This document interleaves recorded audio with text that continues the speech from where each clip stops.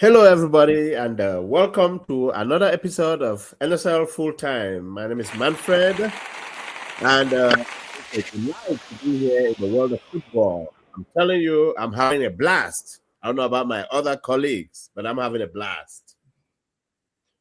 Yeah, Uchedo here again. Damn, man. I'm getting sadder and sadder by the day that the World Cup is getting over, man. This is the greatest World Cup I've ever seen in my lifetime. Yes. This is Coach Ty back at you guys. I mean, you think you're having a blast? I'm enjoying it. I'm really enjoying this World Cup. I stay up sometimes when I travel to like 4 a.m. I remember staying up to 4 a.m. to watch the US game. But it's all for the love. I love it. It's been excellent. So, speaking of World Cup, I have a question for you guys. Uche, if you could go first. For me, the best game so far has been is the Argentina Cape Verde because everybody was expecting a blowout.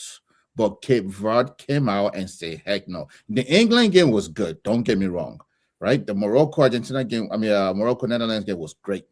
But the Cape Verde Argentina game, because of the underdog and the superpower, the defending champion, taking them all the way to the ring. For me, that's the best game What so was far. the score for Cape Verde Argentina game? 3-2. Okay, yeah, that's Yeah. good. It went all the way to extra time, and then of course they lost, which was heartbreaking. But for me, that is the best game of so far. That's the best game of the World Cup. So I'm gonna ask our audience, please follow us on NFL Full Time, NFL events on Instagram, NSL. and NSL, sorry, NSL. And make sure you tell us what is your best game so far. So Uche, what game have you enjoyed the most? Yeah, man. The Argentina Cape Verde game was, man, one for the ages. But I will go with the Netherlands Morocco. Yeah, it was two modern day powerhouse football teams going head to head. I mean, both of them were, I consider them contenders, after their first couple of group games. And yeah, they gave us one for the ages. Yeah, I'll go with Netherlands, Morocco. that was a Manfredo, good about you? game. Yeah, to me, believe me, it was England against Mexico because the stage was set. This game took place at the legendary Azteca Stadium. This is the same stadium where Maradona used the hand of God to eliminate England. And so England was coming back several years later to the crime scene to try to take over. Mexico had not lost a game in 18 tries at home. They had not lost a game until England came. And then to make matters worse, England had a red card with 30 minutes left playing on the road and found a way with 10 players to eliminate Mexico. I mean, it was a thriller. This is like Michael Jackson with white gloves on both hands. It was lovely. That was an incredible game. Yeah, it was. It was. I mean, actually, we've had so many great games in this World Cup that it's in fact it's incredible. Like I said, I mean, I've as far back as I could remember, of course, the US 94 World Cup, which was also here in the US, was the first World Cup I actually watched live, and I could remember this has been the best and most exciting World Cup I have watched live in my lifetime. And it's so funny, Uche. Remember, we were talking before the World Cup started that we weren't feeling the hype. We were not. Yeah, we didn't have the enthusiasm. Yeah, but now.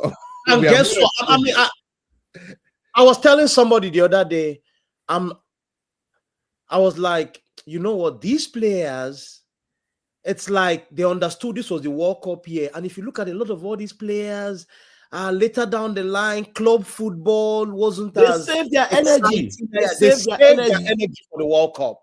Yeah, that was what a lot of them did. Yeah. But speaking of course, except the Portuguese team, the midfielders, they use up all their energy. The biggest flop of the World Cup for me is the Portuguese midfield. Bruno Fernandes, Vitinha, João Neves, disappointing. Yes. So, Samanfe, how do you feel about the stunning comeback from Argentina beating Morocco today? I mean, that. Egypt. How do you go up 2-0, and then you end up losing and conceding 3 goals in 11 minutes. Can you explain that? So let me say this. There's a lot of betting sites. What they do is they look at the probability of winning. Yeah. And so in football, it's very hard, especially the reason why this World Cup has been very exciting is because of the upsets. There are so many teams that come, and we pundits expect that, Argentina is going to beat Cape Verde, Spain is going to beat Cape Verde, and it's not looking like that. So Argentina to come back, it's literally, it was very stunning to me. Messi is a guy that I adore watching. And so when I saw them orchestrating that comeback as a team, I thought that it was very, very telling on how far and what they wanted to do for Messi. This is probably his last year playing on the world stage with that team. So to them, is trophy or bust, or this is the end of the road. So I thought Argentina was great. There were some questionable calls in that game, especially the second goal that was taken away with VAR intervening. If you go one way and say it's a foul or not, and then on the case of Argentina's goal, there was questionably a foul maybe on Salah or somebody else. So that just tainted the whole scene. But all in all, it was a great game, in my opinion. Yeah, it was a great. I mean, they never say die spirit by the Argentines are just out of this world. They fought, they played. Lionel Messi, a footballing legend, man. You can't. Whoa, I mean, he brought out a magical moment, gave the assist for the goal The that first goal. made it 2-1, scored the Yeah. equalizer. Incredible stuff.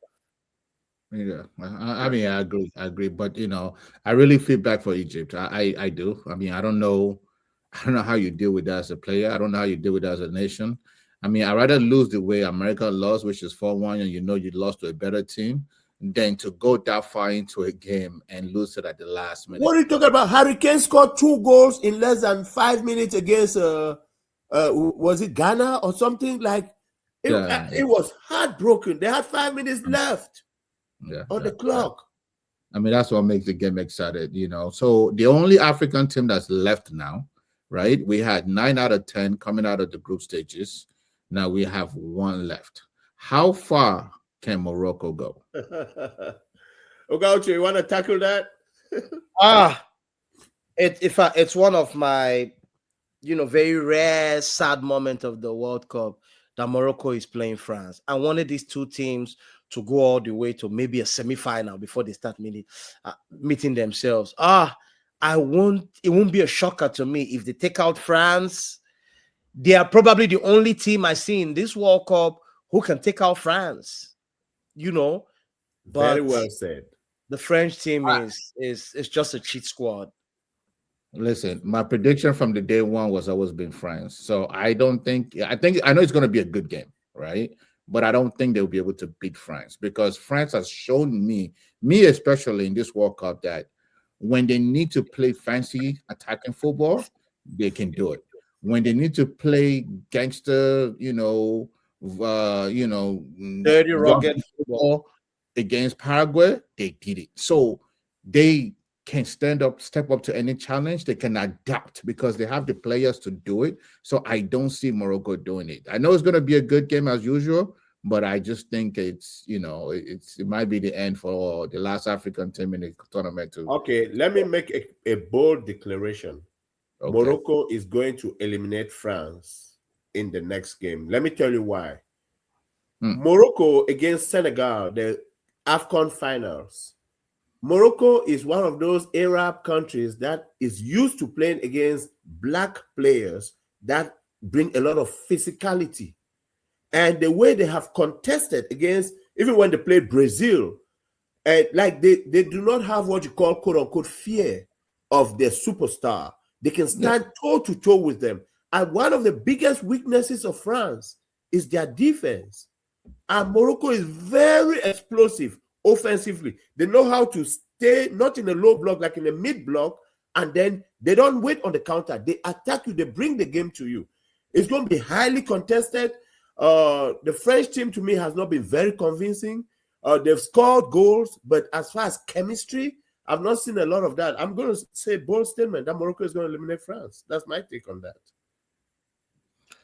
Well, listen, I don't think it's going to happen, but we'll see. We'll see. But, and I run on one of the reasons I'm saying that is because we've seen lately all the African teams losing late.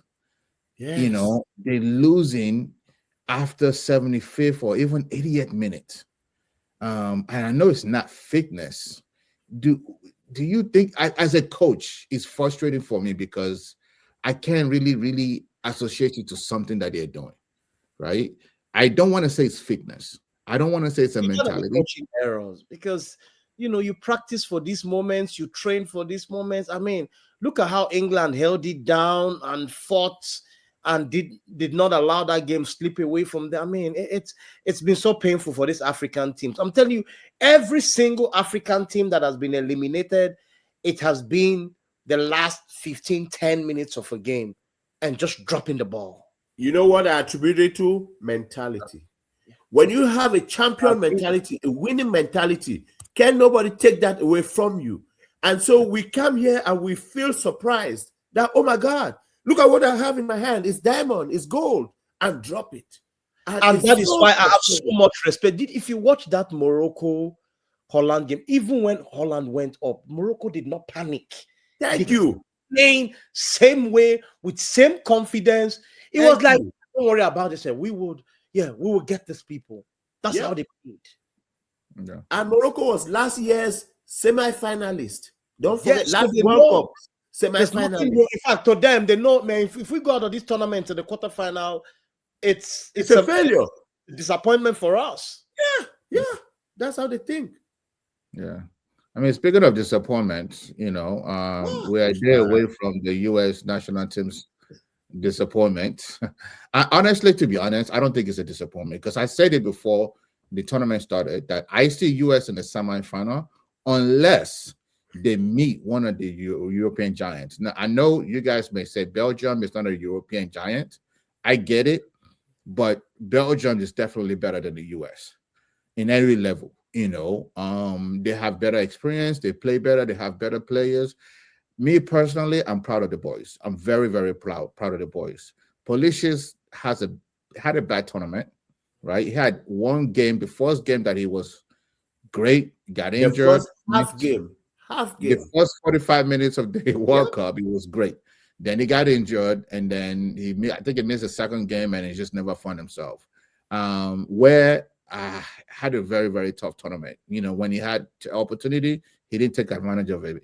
Yes, for me, the man of the U.S. men's soccer team this year is Folarin Balogun. The guy was lightning. Now, I'm going to close my statement by saying the most disappointing player for me, he has to be Papi. He was soft. He was falling down. He was just what we call short one when I was growing up playing soccer, and he is a terrible player. Is that not a striker?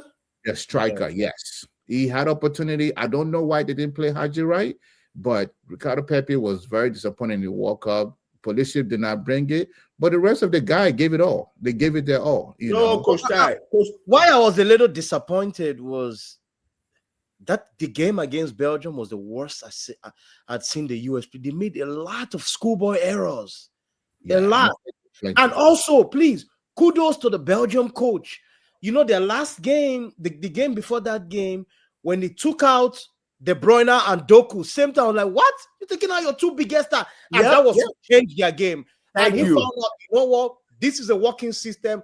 I will start with this system the next game. And he did not start both of them. Excuse my French, balls to make that move. Yeah. That is wisdom. You would not start Yeremi Doku and Kevin De Bruyne. Oh, you got to know your stuff. And Lukaku. No, Lukaku coming off the bench, dropping nuggets. What Doku, and guess what? The guys that replaced them, the Lukabakio and what's the other midfielder? Oh, his name keeps skipping me. That played in place of Talisman. No, not Talisman. De Bruyne. Yeah. Is it anyway? But you are dropping nuggets. That is so good tactically. But I want us to dwell on this question of the United States men's national team. The actual question is, do you view this World Cup as a success or as a status quo? Success for me.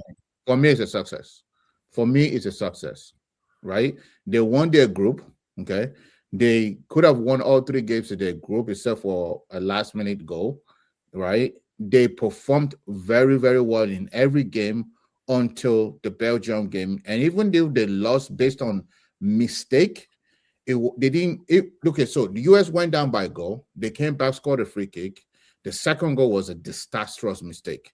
Once they considered the third goal, of course, so they went down for by me overall, 2 goals first. huh? They went down by 2 goals first before they scored one. Yeah, no. It was 1-1. It was it 2 goals? Oh yeah, 2 goals. Sorry, 2 goals, right?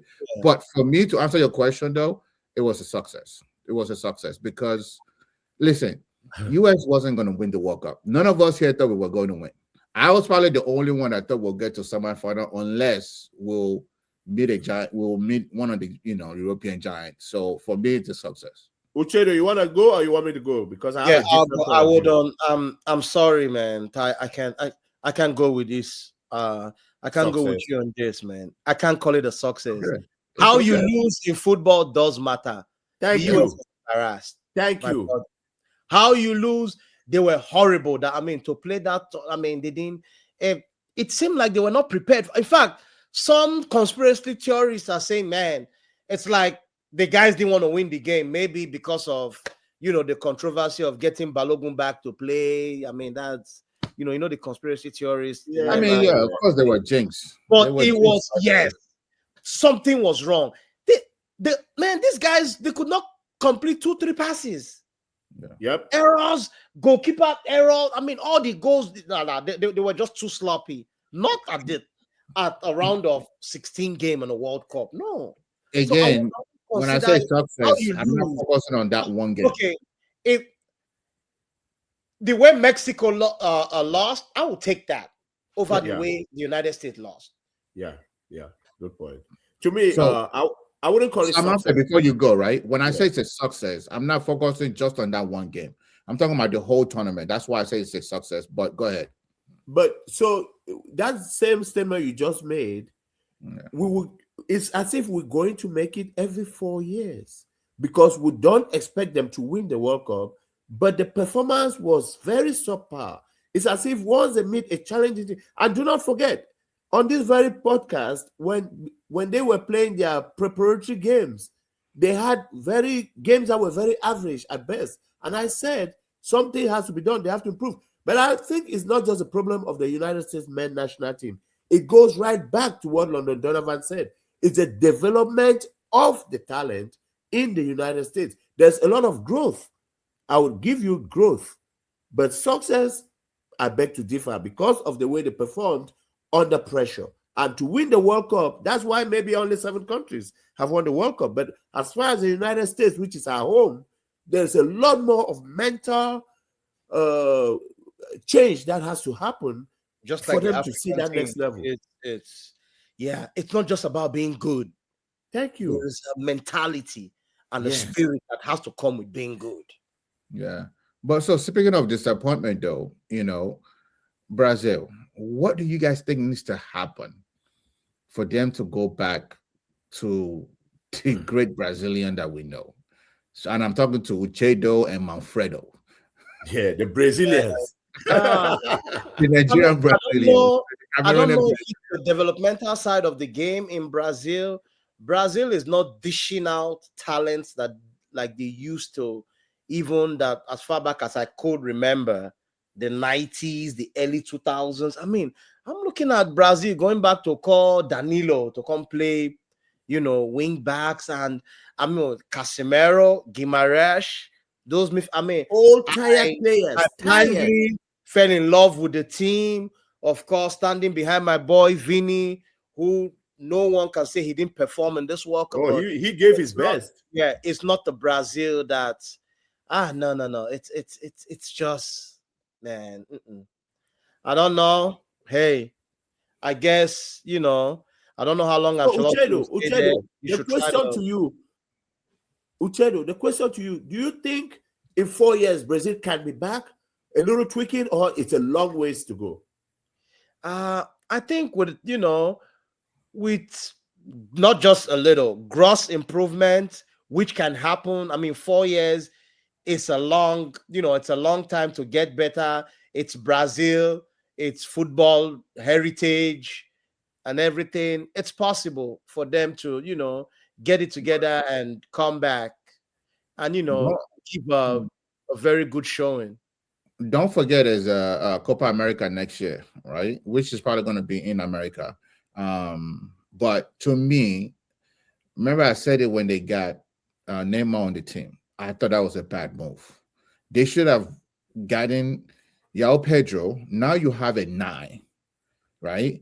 And you didn't need Neymar, But again, I beg to differ, but it is. I don't think the Neymar was the issue. Why the Igor Thiago?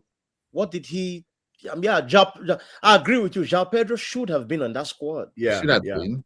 Yeah, Thiago should have been coming off the bench, but I just felt like the personnel did not match this kind of World Cup. And again, I mean, I also have to blame for the last game. I have to play Vinicius. Why don't you take that penalty? I don't care. Did you see the stats that came out? That is 1 for 3 with the national team in penalty, and so is Messi. My brother Messi has missed penalties in this World Cup. I'm just telling you the stats that I was reading.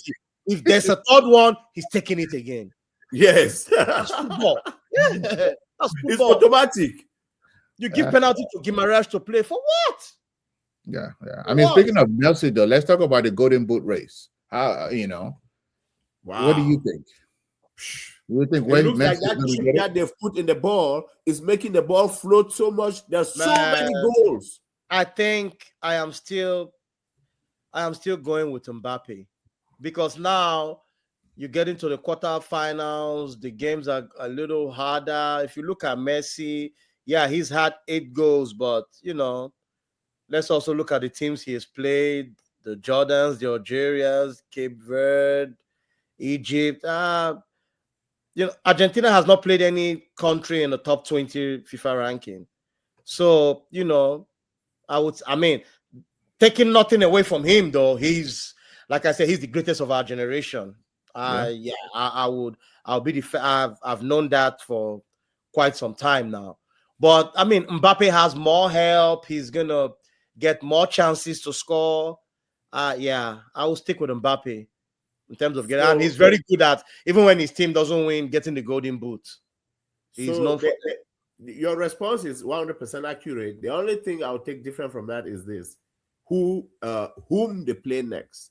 Mbappe is going against a Moroccan team that is very resilient, and then but Moroccan defense is not the best. They showed us today, so maybe that's a given. But then Messi is going against a Belgian team that he can explore and get 1 or 2 more goals. Switzerland. Switzerland. The Swiss defense is tough too. But guess what? These players, it doesn't matter who they play. Their level doesn't matter. If you, they will score against anybody. I think we finally have something that we all agreed on, which is I think Kylian Mbappe is going to get it. I agree with you on that. I'm not saying Messi doesn't have a chance. He absolutely does, because they're still going to kick the next PK, like you all said. I think we all agree on that. If they get a PK, so and these PKs they come by pretty easy these days too. Yeah, and Mbappe has the support of very, very good France national team with the also too. Big ups to both Haaland and Harry Kane. Yeah, you know one thing about this World Cup, and that is why to me it's the greatest. All the big stars are most shining. of them showed up. Yeah, apart from the Portuguese ones. Every other big star has showed up in this World Cup. Speaking of Portuguese superstars, oh boy, Cristiano Ronaldo, done. Yeah, oh good. He actually retired. I feel bad. In fact, it is. For the Messi Ronaldo debate, they have 2 radical fan base. Like I said, I don't care if you're a Messi fan or Ronaldo, you don't disrespect the other. But this World Cup has not in any way, shape, or form favored Cristiano Ronaldo. Poor performance by his team, exiting the tournament earlier than a lot of people had predicted. On the other hand, Messi, 8 goals, shining. The Argentine players, you could see they're playing, they're dying for Messi. They are ready for to him. do everything. Yeah. On the other side, on the other hand, the Portuguese players, Rafaela is coming into the game, looking at Ronaldo, doing his stupid dribbling, losing the ball and laughing. Bruno Fernandes, no show. I've always said this, man. I've had this argument with a lot of my friends. I said, Bruno Fernandes, he is good, but he's not great to me because I've seen him choke in a lot of big moments, big games. That's where, you know, I mean, I want to go back and just, I wish I could see the likes of the Xavis, Iniesta, Modric, Cruz, and just thank them for what they gave us. Yes, yes. Because midfielders that could take the change the game, take the game over. Bruno Fernandes, all your ball cannot be one touch. Can you move with the ball? Create something. Give us a moment of brilliance. No, what we're having in this World Cup is a bunch of top wingers. I think this is the World Cup of wingers, not midfielders. Wing forwards and strikers. The forwards have showed up. The forwards and the wingers, this is the time for them. When you look at the Haaland, the Yamil Lamar, the Olise, the Dembele, Harry Kane. So it's like I would say this regarding Ronaldo. I understand what we're saying about this latter end of this his career. I just want to say it was an honor to actually watch him. If you remember when Ronaldo left Real Madrid and went to Juventus. Yeah. Do you know that 2 hours before training, Ronaldo was on the field training to the point where 2 hours after training, he was still on the field doing things. They started, vendors started coming 2 hours before practice because there were so many people. This man single-handedly has revolutionized the way players take care of their bodies and train and perform. So I want to remember him like that, like this high performer. He brought something different. That's what I see Ronaldo as. So if you're go ahead. If you're a football fan, right, you have to appreciate Messi and you have to appreciate Ronaldo, because especially Ronaldo, in the sense that we've seen a young Ronaldo trying to break into the Man U team that had Rooney, Scholes, all those guys. He made his name, went to Real Madrid, Scholes, from a skinny boy to now a very fit Ronaldo, fast pace, made it big there, went to Juventus, continued to do it, and still doing it in the Saudi League. Now he's 41. We have watched a young man become an old man. I mean, a man now become an old man that is now past his time, and you can see flashes of that when the ball comes in and it doesn't get there. It's not for lack of effort. His body just can't do what his brain wants to do. So just like a retired boxer, we have to give it to him. But I think this is the right time, international duty, to call it quits. Club.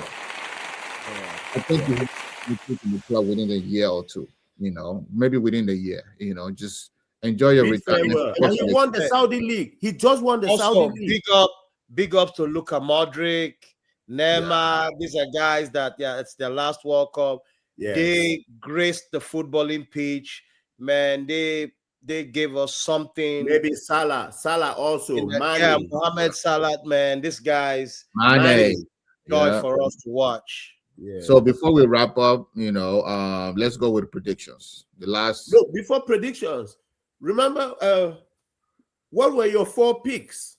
What were your 4 picks to win the World Cup? Are they still in it? All 4 of mine. Let me go first. Yeah, go first. Well, 3 of mine are in England, France. Brazil is the only one that is out of my 4. Who was your third? England, France, and who? England, France, Brazil, and I can't remember. Go ahead, Uche. Maybe I have only 2 left. I think I had France, England, the Netherlands, and Brazil. So Netherlands and Brazil. You had Spain. No, I never had. He never chose. Even surprised Spain is, in the quarterfinal because they always disappoint me. But they're looking like, yeah, hey, they creeping. Do you Hopefully, know they go all the in way. the Who entire was World your Cup, four? my four were England, Spain, Yeah. France, and Argentina, and all Oh four are yeah, still my in. third one was Argentina. Yeah. No, Yeah, I think my third one too was Argentina. Yeah, I didn't. we all picked Argentina. I think the only So I have- difference was yeah, you picked Spain, which I didn't think Spain was going to do well, yeah. and I picked So Brazil. Manfredo picked Spain. That I yeah. remember. Yeah, And do you know Spain is the only country of all 42 that has not conceded a single Considered a goal goal, yeah. yeah. the entire tournament? Well, let's do predictions. Yes. France, Morocco. We already talked about that. You guys pick Morocco. I pick France. No, I picked France. I pick Morocco. I picked Okay, you France. pick Morocco. Okay. Spain, Belgium. Spain, Belgium. I speak Spain. I picked Spain. Honestly, I'm gonna be the bad guy and go with Belgium. Okay. I'm gonna make a bold prediction and go Belgium. Spain is gonna concede, and we'll see. I like what the coach is doing with Belgium. Norway, England. That's the toughest one for me. England. I'm going with England. My brain says England. My heart says Norway. I'm going with Because of England. Haaland. Odegaard will not be able to play against those British boys because he's not. He holds on to the ball too much. They will bully him. I'm only going for England because I feel like they will know how Haaland plays and they can prevent crosses from coming in better than Mexico did. Martinelli knew. Not Martinelli. That's my Gabriel knew how Haaland played. English defense is weak. So, but you pick England though. Yeah, but I'm picking. Yeah, so I'm just saying I'm picking England, but okay, I'm picking England because I pick England. I pick. I'm against Norway defense. All right. So the final one. Do you guys think Switzerland can do something with Argentina? Yeah, they can bow to Argentina and leave. Uche, what do you think? I'm picking Argentina. I don't want to pick them, but I guess I have to join the queue. I guess I'll join the queue again because I think it's about time for Argentina to go home. But it is what it is. I'm supporting the GOAT. I don't support the country, but I support the GOAT.